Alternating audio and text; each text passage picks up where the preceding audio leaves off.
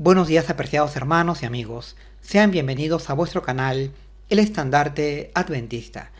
Bien, el día de hoy culminamos el estudio de nuestra lección de escuela sabática para este primer semestre del 2022, con el desarrollo de un interesante tema que versa sobre la venida de nuestro Señor Jesús en poder y gloria. Un evento que, de acuerdo al presente estudio, nos indica la culminación de la gran obra de la redención, y que, como veremos, atraerá la atención de todos los habitantes de los mundos no caídos, pues el Señor juzgará con justicia a todos los reinos de este mundo, y dará su galardón a aquellos que hayan sido leales a la ley de Jehová.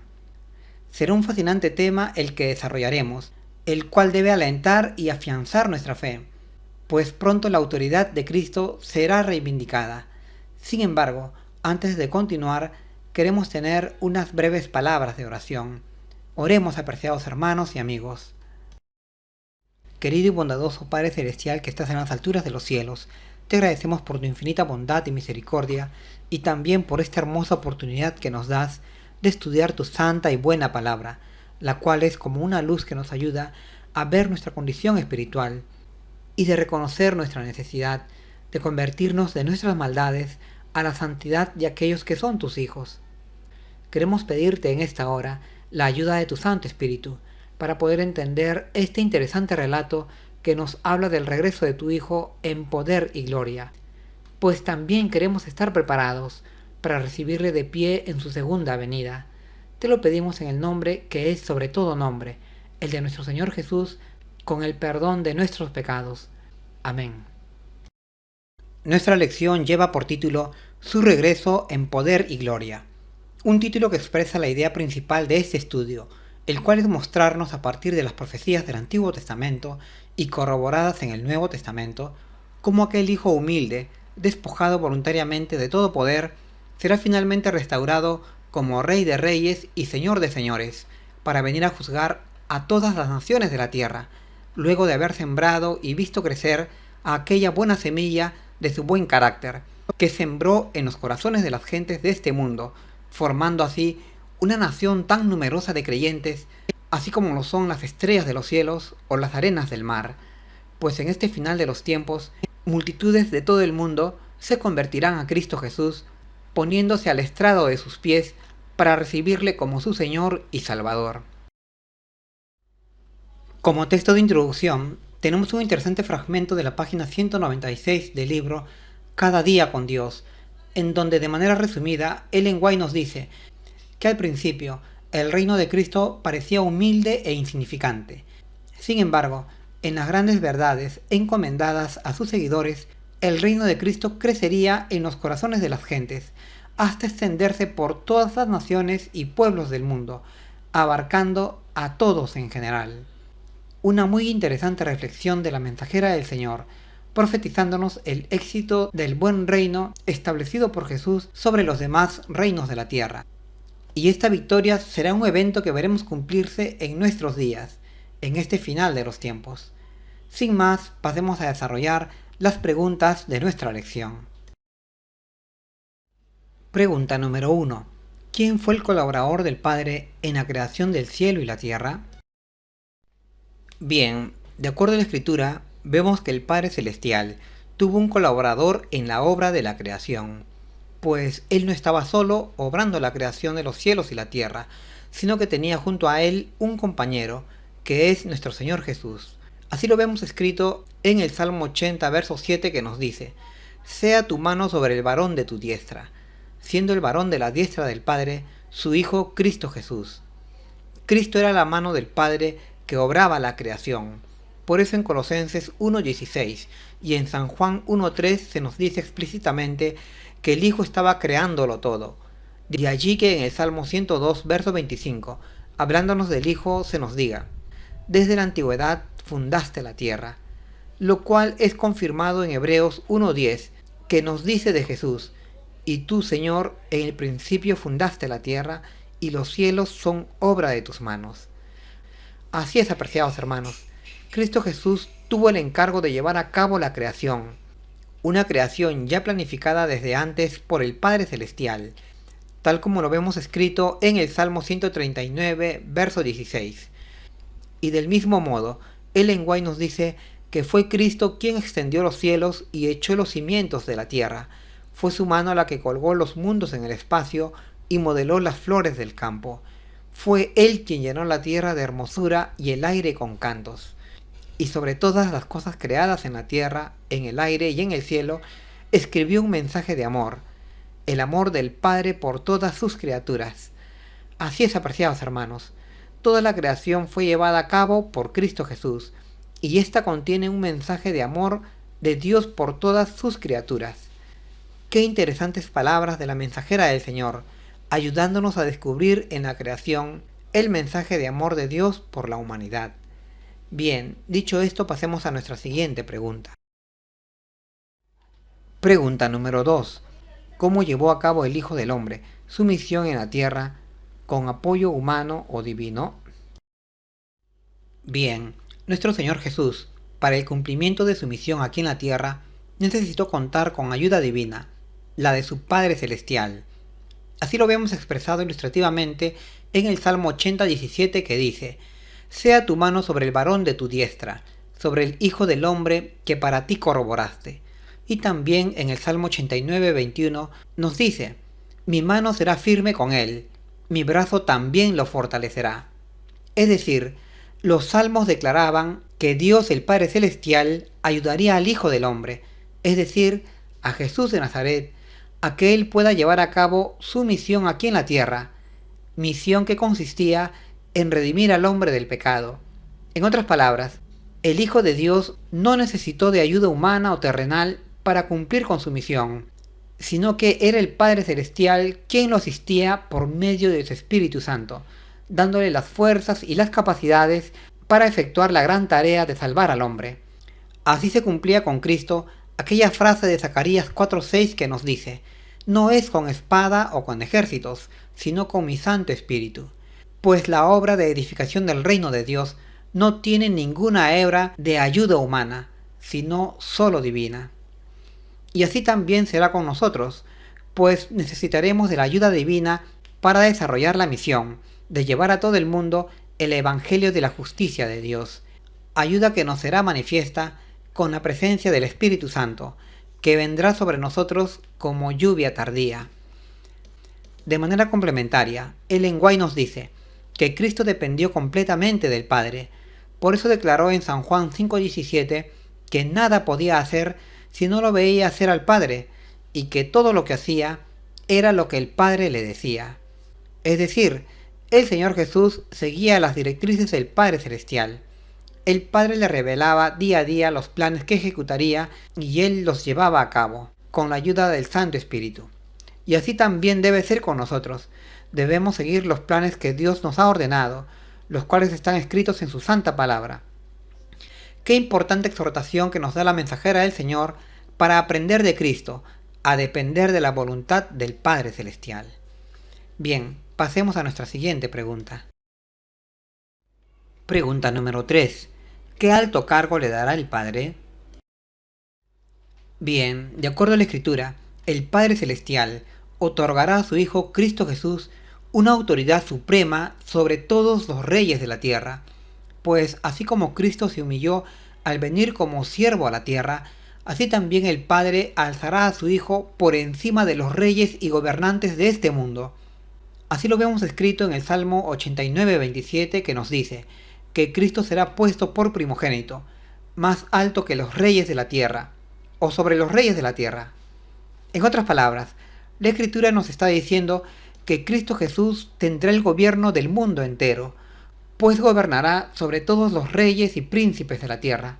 Será entonces Jesús un rey de reyes y un señor de señores, un estatus que muy pronto le será otorgado, cuando finalice la obra de la expiación, una obra que ocurrirá en este final de los tiempos, es decir, en nuestros días, pues al finalizar la obra de la expiación, los reinos y naciones del mundo vendrán a someterse a Dios y a ponerse como estrado de los pies de Cristo, ya que le reconocerán como Señor y Salvador. Y entonces, y solo entonces, Jesús reinará por los siglos de los siglos sobre todos los reinos del mundo.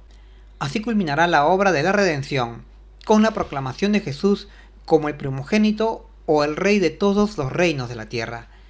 En realidad, hermanos, los reinos del mundo muy pronto llegarán a su fin, y en su lugar será puesto un solo reino, que será la imagen de Cristo.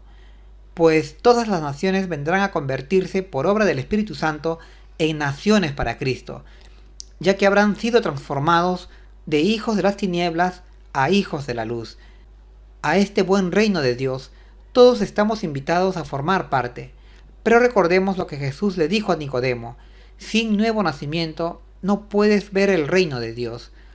Por lo cual, es necesario que recibamos a Jesús como nuestro Señor y Salvador en nuestras vidas, y entonces Él nos llevará a ser miembros de su buen reino que durará por la eternidad. Bien, dicho esto, pasemos a nuestra siguiente pregunta. Pregunta número 4.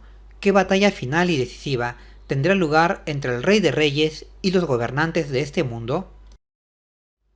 Bien, la batalla final y decisiva que tendrá lugar entre el Rey de Reyes, Cristo Jesús, y los gobernantes de este mundo será la gran batalla del Armagedón, pues el enemigo de Dios no entregará a las naciones y pueblos del mundo a Cristo Jesús, su verdadero soberano, sin pelear. Esta será una batalla que antecederá a la segunda venida de Cristo. Será un evento en el cual todos los reyes de la tierra se unirán para pelear contra Jesús, el Cordero de Dios que quita el pecado del mundo. Pero en esta lucha, Cristo Jesús estará representado por su iglesia, la iglesia de Dios del tiempo del fin. Será una lucha terrible, sin embargo el Señor saldrá vencedor. Así lo vemos escrito en el Salmo 110, verso 5, que nos dice: el Señor a tu diestra herirá a los reyes en el día de su furor. Y también en Apocalipsis 17, 14, que nos dice: ellos pelearán contra el Cordero, y el Cordero los vencerá. Es por eso que vemos desde hace unas décadas que los gobernantes de la tierra procuran unirse, formando bloques y alianzas de integración, con la idea de llevar un mayor progreso y bienestar a sus naciones. Sin embargo, estas alianzas, lo que en realidad esconden, es su propósito de unirse para pelear contra Jesús en aquella batalla final y decisiva que decidirá los destinos de los reinos de la tierra. Afortunadamente, como lo señala la profecía en Apocalipsis 17:14, el Cordero vencerá. El Cordero vencerá a esta coalición de naciones. Al respecto, Ellen White nos dice en la página 93 del libro El discurso maestro de Jesucristo que dentro de poco tiempo se peleará la batalla del Armagedón. Aquel sobre cuya vestidura está escrito el nombre Rey de Reyes y Señor de Señores ha de encabezar pronto los ejércitos del cielo. El reino de la gracia de Dios se está estableciendo, a medida que ahora, día tras día, los corazones que estaban llenos de pecado y rebelión se someten a la soberanía del amor de Cristo. Pero el establecimiento completo del reino de su gloria no se producirá hasta la segunda venida del Señor. Bien, dicho esto, pasemos a nuestra siguiente pregunta. El trono eternamente permanente. Pregunta número 5. ¿En qué se diferenciará mucho la naturaleza de su reino y trono de los terrenos? Bien, creo que la diferencia esencial, o la gran diferencia entre el reino de Cristo y los reinos de este mundo, es que básicamente los reinos del mundo son temporales o transitorios, pues solo duran un determinado tiempo y luego caen, ya que sus bases morales son endebles como el barro. Pero en cambio, el reino que nuestro Señor Jesús está formando será eterno o permanente, pues durará por los siglos de la eternidad. Y así como su reino será eterno, también sus integrantes lo serán, pues viviremos por los siglos de los siglos. Así lo vemos escrito en el Salmo 89, versos 29 y 36 que nos dicen: y su trono como los días de los cielos, y como el sol delante de mí, dándonos con esto la idea de eternidad del reino de Cristo. Y luego, cuando sea establecido el buen reino de Jesús aquí en la tierra, será añadido al inmenso reino de Dios que abarca a los mundos no caídos. Así lo vemos escrito en Isaías 9:7, que nos habla de lo dilatado o extenso de su imperio, el cual no tiene fin, pues abarca todo el universo. A esta diferencia entre el reino de Dios y los reinos terrenales, podríamos añadir una segunda gran diferencia, el cual es la paz, pues el reino de Dios es un reino de paz, paz que hasta ahora el mundo no conoce, pero que nosotros estamos llamados a practicarla en nuestras vidas, si es que queremos pertenecer al reino de Dios. La paz es pues una segunda característica que se encuentra en el reino de Cristo y que no pertenece a los reinos de este mundo, los cuales siempre están en constante guerra y conflicto, pero que entendemos de acuerdo a las Escrituras que con la venida del reino de Dios pronto se terminarán, estableciéndose en el mundo una eterna paz. Y todo esto que estamos hablando, basado en las profecías, es un hecho grandioso, pues de acuerdo a la Biblia, el buen reino de Dios que se perdió en el Edén pronto se recuperará al final de la batalla del Armagedón, ya que será establecido otra vez el buen reino de Dios en este final de los tiempos, para gloria del Señor Jesús. Por eso creemos que pronto los reinos del mundo, con sus conflictos e injusticias, pronto se acabarán, y todas las naciones vendrán a postrarse a los pies del Salvador. A este grandioso reino de paz y de justicia, del cual nos habla la Biblia, todos nosotros estamos llamados a formar parte. Que este sea entonces nuestro gran deseo. Pasemos ahora a nuestra siguiente pregunta. Pregunta número 6. Mientras todo en esta tierra envejece y desaparece, ¿qué dicen las Escrituras sobre el reino del Hijo? Bien, en las Escrituras también encontramos otra notable característica que diferencia los reinos del mundo del reino de Dios, el cual es el envejecimiento y la muerte. Pues en los reinos del mundo todo envejece y perece, ya sean estos las personas, los animales o las plantas. Toda criatura o forma de vida envejece y finalmente muere.